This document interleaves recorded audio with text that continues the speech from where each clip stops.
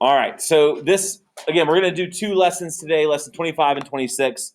All you have to write down is what I put in bold and underline. If it's not bold and underlined, it's important. You should know it, but you don't have to write it down.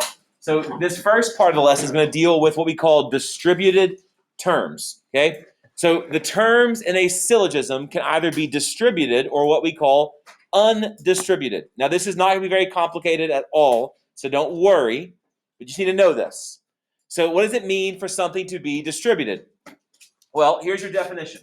A distributed term is a term that within a statement refers to all members of its class. So to give an example, if I said all students are good people, how many students am I talking about?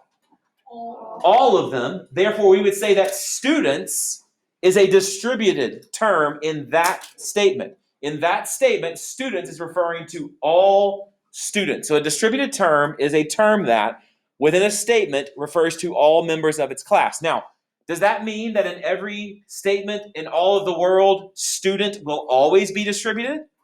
No, because I could say some students are good people. Am I talking about all students then? No, not anymore. Okay, so a distributed term is a term that within a statement refers to all members of its class. Yes? So if it starts with some, it's not distributive, and it's all. Not quite. I wish it was that simple, Ben, but not quite. But we will get there today. You will know beyond a shadow of a doubt when this lesson is over in 10 minutes. You can look at any categorical statement and know which terms are distributed and not. Okay? So the way that you determine is not, you don't have like a magic 8 ball. The way that you know whether a term is distributed is by seeing where it is in a categorical statement. So let's look at these one at a time. So we're going to be talking about Play-Doh being edible. It's going to be my example sentence. So I've got a statement here on the board. All Play-Doh is an edible thing. Okay, so in that statement, is Play-Doh a distributed term? Yes. Yes. Why? Yeah, all Play-Doh. I'm saying all Play-Doh in the whole universe is an edible thing. Okay, is edible distributed in that statement? No, it is not. Because I'm only saying that Play-Doh is edible. I'm not saying the only edible thing is Play-Doh, right? Thank God. Okay? So in an A statement, the subject is distributed, the predicate is undistributed. In an A statement, the subject is distributed, the predicate is undistributed. So that means on every single A statement, all P or M, all M or P, whatever, every single A statement, whatever the subject is, that's a distributed term. It is talking about all members of its class. Whatever the predicate is, it is not distributed because it's not talking about all members of its class. Curran? So does it have to be like true? I know Play-Doh is edible and. No, we're just talking about the terms within the statement. We're not saying, remember, we're not looking at whether that statement's true or false. We're just saying in this statement, Play-Doh is distributed, edible thing is not distributed. That's all we're saying. Yes? So is this still relative to like a conclusion? Yes, in every statement. In every statement. So that was a very important question. Is this relevant to a conclusion? Yes. When you look at a categorical syllogism that's going to have 3 categorical statements, 2 premises, and 1 conclusion, these rules apply to all 3. Not just the premises, all 3. Okay, so second rule, or second statement, no Play-Doh is an edible thing, right? Is Play-Doh a distributed term? Yes. Yes, because I'm saying in all the Play-Doh in the universe, none of it is distributed. Okay, so yes, Play-Doh is distributed. Yes? So it has to be like universal. We'll get there. Just keep it one at a time. Yeah. Can the predicate be distributed? Well, as we're about to see, This one is edible distributed? Ben, you say yes. Why do you say yes? It is because it says no Play-Doh is an edible thing, and that's saying that all the edible things in the world, none of them are Play-Doh. Ben should be teaching this class because that's exactly right. So think about what he just said. If I made a universe, or if I asked God and said, God, please give me a list of every edible thing in the universe, and he said, here it is. According to that statement, is Play-Doh going to be on that list? No. So I'm saying in this statement that edible things, none of them are Play-Doh. So that means in an E statement, both the subject and the predicate are distributed. So in an A statement, okay, and I'll put it up here on the board. So remember A, E, I, and O. George, I'm going to move your name, but don't let me forget. Put it over here. So in an A statement, the subject is distributed. In an E statement, the subject and the predicate are distributed. Okay? Any questions so far? Eden? By A and E statements, do you mean like the beginning? Because like all of them are like all. Well, every A statement says, remember, all S or P. Every E statement is no S or P. Okay? Oh, it's fixed. This is one statement. Okay. Yeah, Okay. yes. So this is applying to every single A statement Ever. And every single E statement ever. These rules apply to every single A and E. So all S are P, all the S's and every single one of those is distributed. Yes. Also, like if we're talking about, so far it feels like we're talking about like universals. Like, how do we, I guess, how do you like use this information practically? Because like like what you said, like God gives a list of every ethical thing, but we don't know. Just keep listening. Okay, so next statement, an I statement. Some Play-Doh is an edible thing. Is Play-Doh distributed? No. No. Very easy to say, okay, yeah, that's definitely not distributed because I'm only saying some of it is. So I'm not talking about all Play-Doh in the universe. I'm saying some of it is. Okay? Is edible distributed? No. Also, no.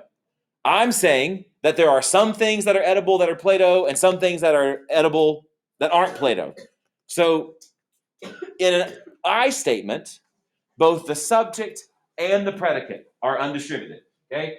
So in an A statement, the subject is distributed. In an E statement, the subject and the predicate are distributed. In an I statement, nothing is distributed. So every single some SRP in the universe, neither the subject nor the predicate is distributed. Okay? Pretty simple, right? So if we memorize this, are we gonna be fine? Like, So the reason this matters, Curran and Ava and everybody, is because all of the rules that we're going to learn today that are going to make your life so easy are based on whether or not the terms are distributed in certain types of arguments. And so you have to know which terms are distributed in which statement, but once you do, the rules are a piece of cake and counterexamples become a thing of the past. Okay, so in an A, it's the subject, in an E, it's the subject and the predicate, in an I, it's nothing. Now this is the tricky one. Now let me just tell you this. I hope that you will understand what we're about to talk about, but you don't have to understand it to use it.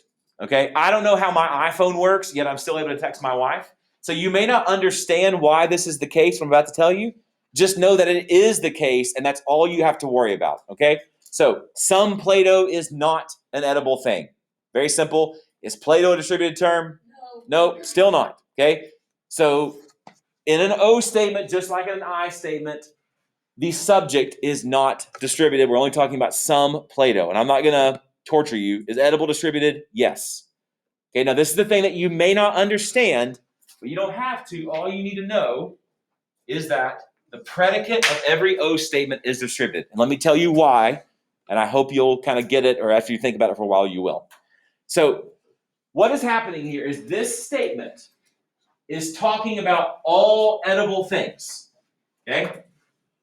And it's saying that all edible things are not the some Play-Doh referred to in the subject. Like, let's just imagine for a second the subject was black Play-Doh, okay? Black Play-Doh is not an edible thing. So if I made a list of all the edible things, how many of them are going to be black Play-Doh? Zero. None of them. Zero, okay? So that means I am still talking about the entire class of edible things and saying none of them are black Play-Doh or green Play-Doh or blue Play-Doh. You pick your favorite or least favorite, okay? So for example, in the statement, some astronauts are not men, the statement is talking about all men. It's saying all men are not the some astronauts who are female, okay? So again, that may be kind of like out there for you, and if it is, don't sweat it. All you need to know is this. In an O statement, the subject is distributed, and the subject is undistributed, and the predicate is distributed. Now take a look at this square of opposition up here once you finish writing, and see if you can notice a pattern. Ava? Well, like it's kind of like opposite, like A and O, it's only one and they're opposite terms, and then I and E, you have both terms. And Okay, so that's one way of looking at it. George, what were you going to say? I was The one that I kind of more call it like positive ways to say it, like without not, So the affirmatives. affirmatives have the predicates are not. Okay, well, let me just show it to you. Let me show it to you. The subjects of universal statements, remember A and E are universals? The subjects of universal statements and the predicates, remember? E and O's are predicates. The subjects of universals and the predicates of negatives are distributed. Okay? So you can just remember that. If you'll just remember that one statement, this will help you so much when you're testing by rules. The subjects of universal statements and the predicates of negative statements are distributed. So that means our E's, the subject and the predicate are distributed. In our O's, just the predicate. In our I's, nothing. In our A's, subject. Okay? So again, this may be super confusing, and I hope that it will come clear over time. But in order for you to test by rules, all you have to know is that. And you don't have to understand how it works. Just know that it does work. Subjects are distributed in universals and predicates are distributed in negatives. Any questions? And now, Ava, we're going to get to the super practical part of this. So again, I'm going to stop this lesson here just so I can post this separately. But we're going to keep going and we're going to talk about how to test by rules. And you're going to love